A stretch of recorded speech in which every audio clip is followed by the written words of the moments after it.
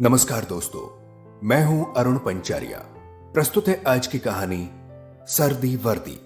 इसको लिखा है छिंदवाड़ा मध्य प्रदेश की लेखिका अंजुमन मंसूरी आरजू जी ने। तो आइए सुनते हैं कहानी सर्दी वर्दी।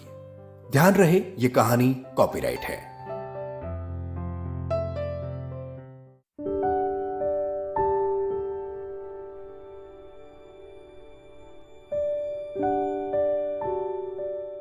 स्वाति एक शिक्षक पिता की बेटी थी, अतः आर्थिक स्थिति बहुत खराब न थी।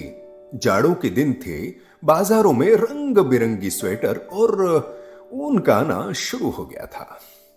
स्वाति उन रंगों से आकर्षित हुई और ललचाकर मां से फरमाइश करते हुए बोली, मां, मेरे लिए समुद्री हरा और चुकंदरी गुलाबी रंग की एक स्वेटर बना दो ना।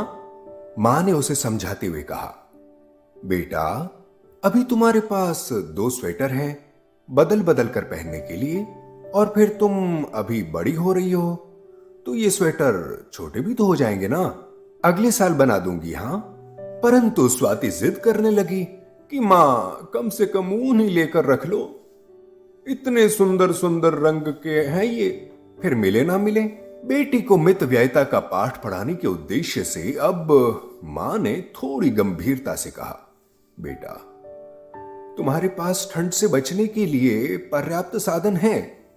कई लोग ऐसे भी होते हैं जिनके पास इस कड़कड़ाती सर्दी में तन ढकने के लिए साधारण कपड़े तक नहीं होते। अपनी फरमाइश पूरी न होते देखकर स्वाति गुस्से से तमतमाती हुई तुनक कर बोली, मैं सर्दी वर्दी नहीं जानती, मुझे तो बस। मां ने उसे बीच में ही दृढ़ता से रोककर कहा, बेटा, वर्दी सर्दी नहीं जानती। स्वाति आश्चर्य से बोली, मतलब? शब्दों को उल्टा करने से क्या मतलब?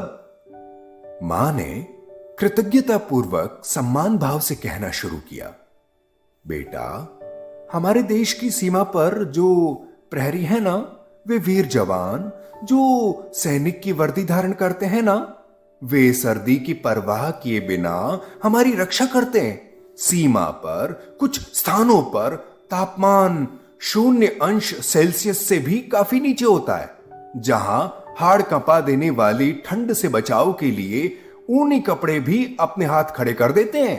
परंतु वहीं ऐसी भीषण ठंड में भी हमारे वीर सैनिक गर्मजोशी के साथ हमारी रक्षा करते हैं।